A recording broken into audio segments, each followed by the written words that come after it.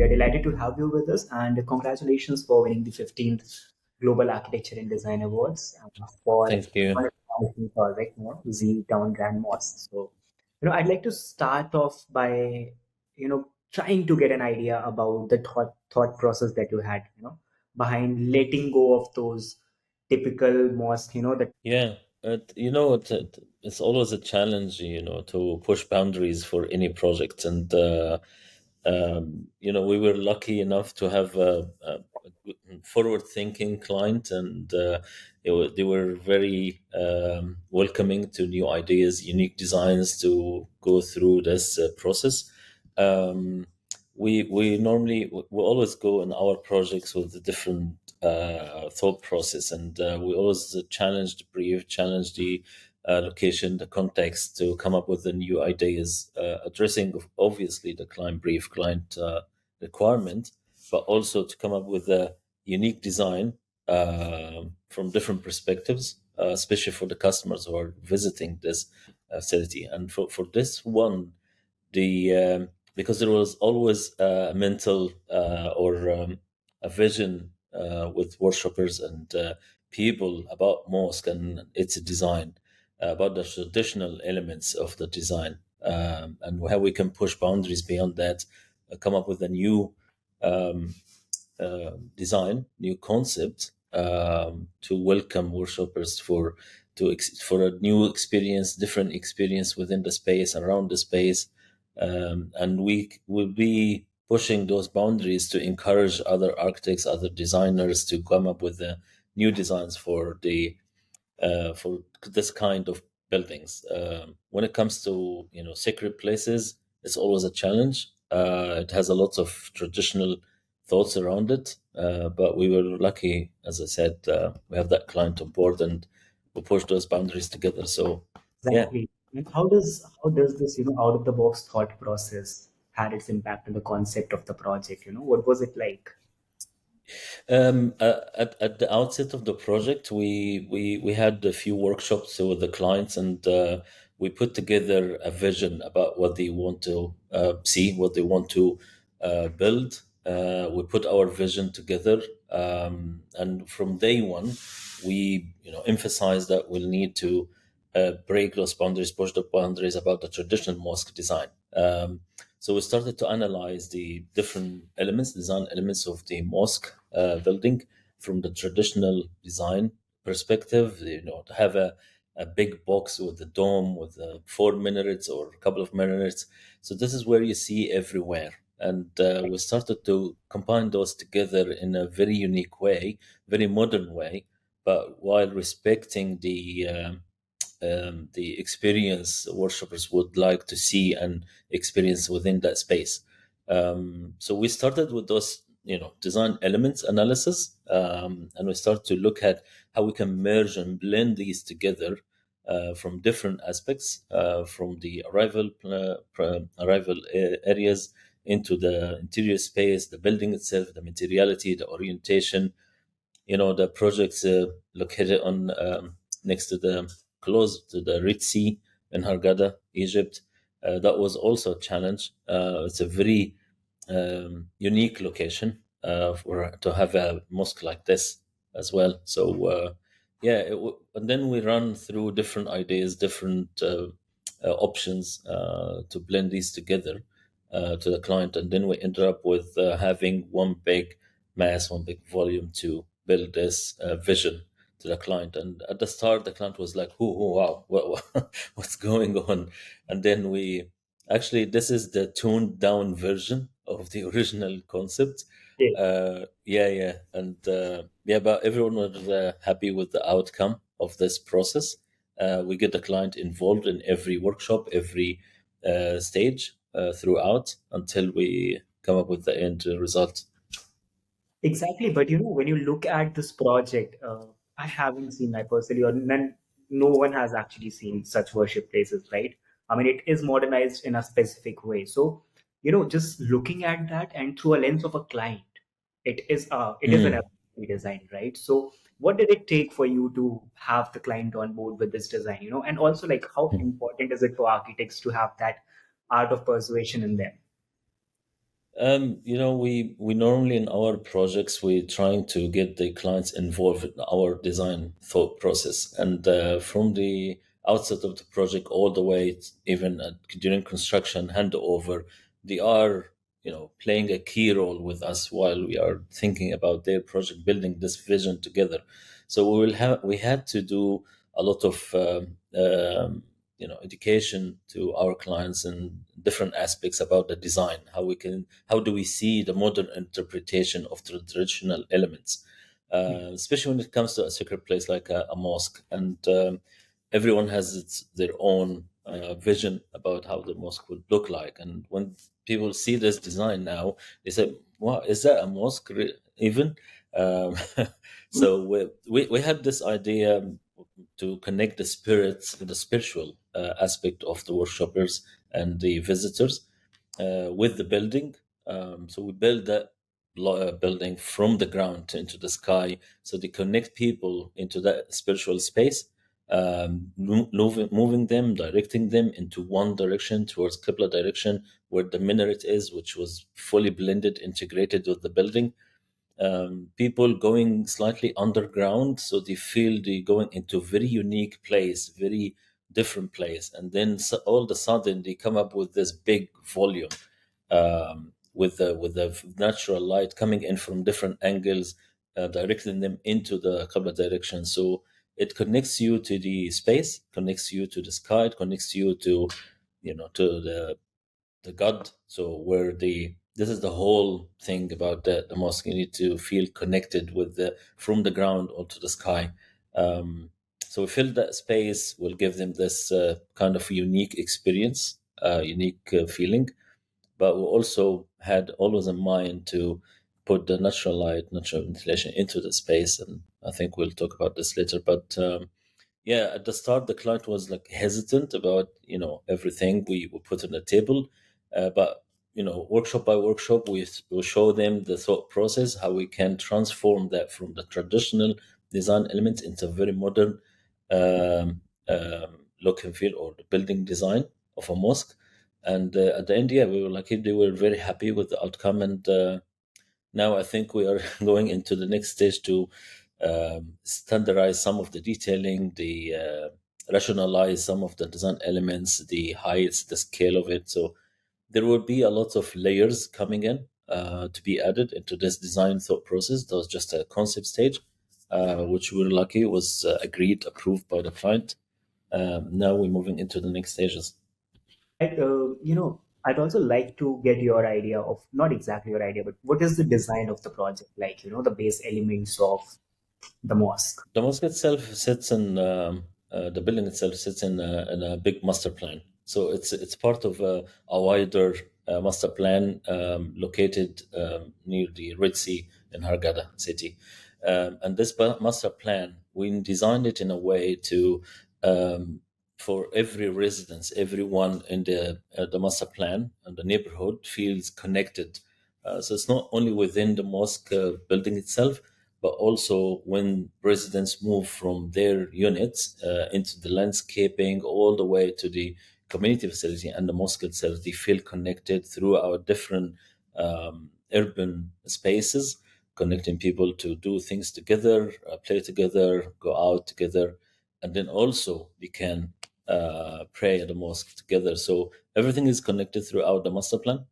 When it comes to the building itself, it connects people through a very unique arrival plaza. It's part of the bigger landscaping around the building. It's fully integrated with the building. And this is one of our design key principles we always emphasize in our projects. So we get the building really connected to nature, connected to the ground. So it feels more earthy, feels more close to the customers and visitors to the building. So it feels you feel connected to the building itself. You feel the spirit and the atmosphere around it. It takes people slightly underground with all the facilities either side for pollutions, toilets, and back of house areas. But also, and then all of a sudden you come into a big, nice volume, which is around 30 meters high, free of column space, and very unique shape, which was shaped towards the Qibla direction. where the very unique glass minaret was integrated within the building design. The building shape itself was, shaped and positioned within the plot in a certain angle, certain shape to allow for better air circulation around the building and within the building. The whole roofing was all designed with the skylights, some skylights integrated with this linear roof structure as well to allow for more natural light to come into the building.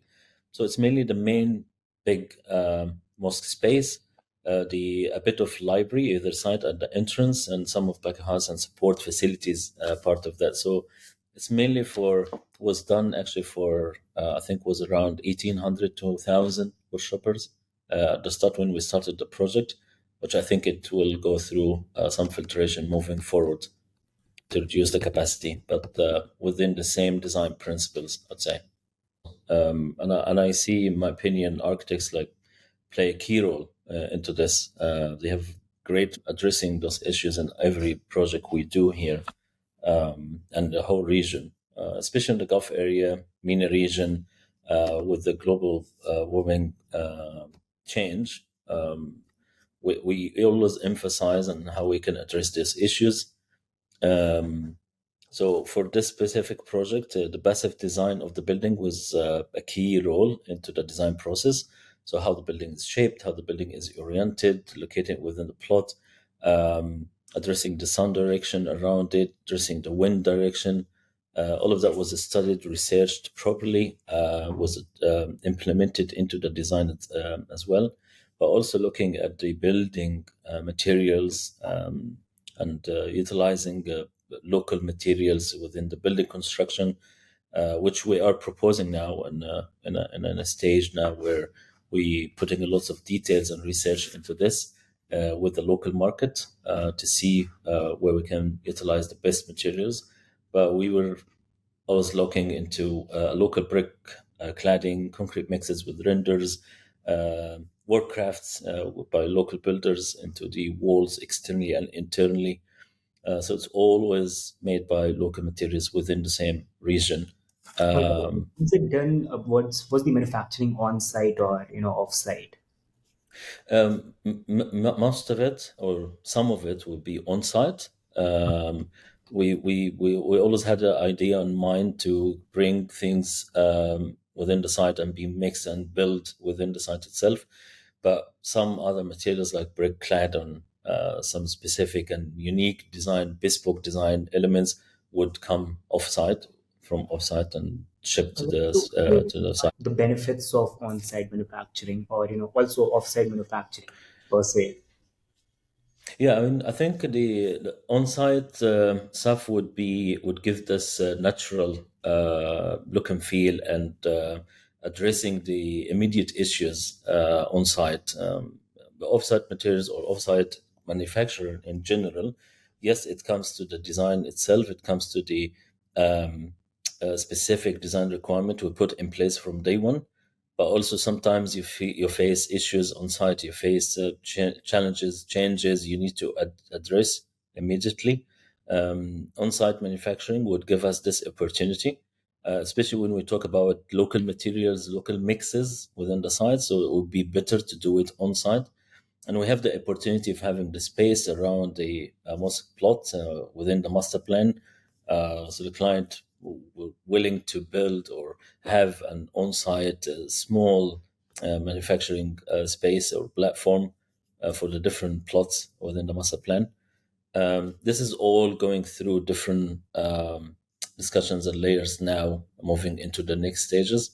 But that was the main idea behind the on-site manufacturing as well. Yeah, but also Shadi, during the initial stages of developing the concept about the project, were there any kind of specific tools or the pieces of researches that the team had, or just what was the process like? Yeah. So we had this strategy from day one because we had our team on ground in Cairo.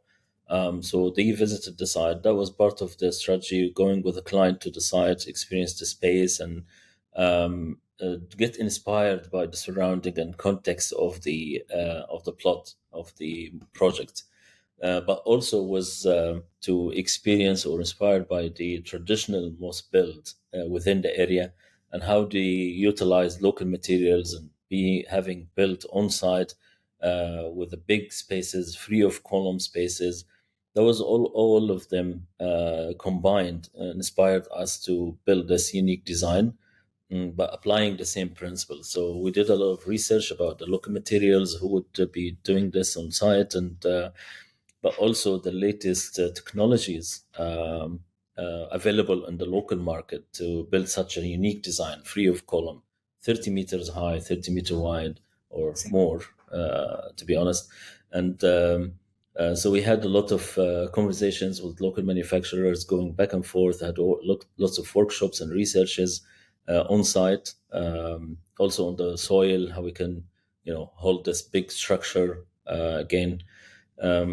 So our team did a lot of research at the outset of the project, which was all mixed up into this unique design, probably during the first design stage. And our structure partners as well were a key part of this process.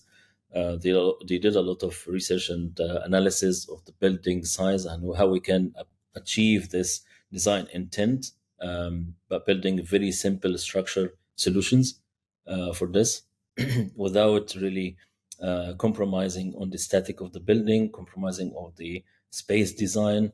So whatever we wanted to achieve, we worked together and the client's team to achieve that. So we applied those different strategies, different principles into the design to come up with this unique space. Exactly. How, Shadi, how conscious has your effort been, in terms of bringing the most closer to the natural environment, nature? Yeah, yeah. I mentioned a bit earlier about having on most of our projects, we do or embrace the biophilic design and biophilic design principles to get the nature closer to the building, or the building to be part of the nature and in the surroundings. So the mosque plot itself was fully integrated into the landscaping, bringing the nature to the arrival plaza, fully integrated within the space where worshippers and visitors arrive and get into the building. And wherever they're moving around, they have the full all landscaping, all the nature integrated with the building design around it and within it. It was a key part of this design process and how we integrate that into the design. We believe always people need to go back to the basics, principles of nature, and how we can get this integrated in the design, reflect on people psychology and mental health and air quality and indoor quality. So it elevates the whole experience of the building for their customers, their visitors. All right. So also, Shadi, what kind of constraints were there that the project had? There are many constraints from, in terms of getting the design sorted or also having consultants and the contractors on board. So what were the problems that the team faced? Um, Challenges were really more around the breaking the rules, pushing the boundaries from the traditional mosque Right. design and moving into a very unique, very modern mosque design. And we faced that in a different stages, different levels, from the client side at the start, and then start to accept that because they wanted to build something unique, different, but also from the local authority perspectives, that wasn't really easy at all to get this through. And we start as a design team to talk to everyone from the stakeholders around this project to get them on board and aligned with our vision. And we also has this debate and how we can achieve our design intent, and pushing structures to come up with the new ideas, new strategies to achieve our vision into this project. So I think mainly for me, from a design perspective, pushing the boundaries to come up with something new was always a challenge for every project, and especially for this because it's very unique and it touches a very spiritual element and very because it's a sacred place, it's a mosque. People has their traditional thought about how the mosque should look like, and we shouldn't go away from this. That was the main challenge, big challenge for us to break this rule and get everyone aligned with it. Shadi, this project itself is an epitome to what I'm going to question you about, right? Which is about, rethinking the future in the realm of design and architecture. What are your ideas about it? How must architects approach it, rethinking the future in the realm of architecture? You know, since we applied for this, to be honest, and the whole the organization in rethinking the future, that was the inspiration why we should put this project forward for this to contribute into this. And I think all architects should take this responsibility and push the boundaries where we can break the rules or traditional rules by respect to the design elements itself. We shouldn't really go away from those. This is fine, but also always to go and see the future into our designs, while going back to the basic principles into design, implement them, integrate them respectfully, but also to give an opportunity to the customers now, the visitors and people who would experience that space now and the future, to experience something new, something they haven't seen before, something they can influence them, influence their attitude, influence their life. Architecture, design always has this very unique impact on people's life around you, from the urban level to the building level to the interior space. So I think, yeah, it's a great responsibility in all architects and designers to take a key part of this. Um, Moving back to the community, moving back to nature, implementing those principles within the design. I see this always should be part of our designs and our thinking moving forward, while we're pushing boundaries to come up with something new. It doesn't need to be crazy, doesn't need to be like new invention, but a subtle interpretation, modern interpretation of the traditional elements would give you that by simple integration of those principles. Yeah, but I think moving forward, I've seen many projects around the world, and we're trying to achieve that, to trying to educate clients and people around them to do so. But I think we all going towards that, and the technology nowadays, enable all architects, all designers around the world to do so. So that makes our life easier, actually, to be honest. Now, comparing with the past, and people had not so many tools to come up with the new things, but they built with the available tools. Now we have millions and millions of different tools, different technology parts that would support architects and designers to build this more futuristic designs. Certainly, and even if you look at it, in terms of the materiality or in terms of the technological developments, it had architects, rigid in their approach. If you visit to Japan and you see a certain building, okay, it's a Tadao Ando's building, I can spot it from my eyes, okay, it's an Oscar Neymar's building. So they had their own rigid ideas about design, and architects in the past have had that. I'd like to believe that. But now Mm. with technological advancements and also the growth or development in materiality as well, I think tides are changing for good. And this project, one ostensible example for it. And I congratulate you once again, and I hope the project gets all the good deal done. So uh, that was all from our end, Shadi, and I appreciate Th- you. Thank you so no, much for your time, Thank and you. Thank you so much for your time. Thank you for the opportunity. And yeah, hopefully it goes well. And we'll keep you updated with the next stage and the development of the project. we'd love to be updated about it. Thank you, and I appreciate your time. Thank you so much. Thank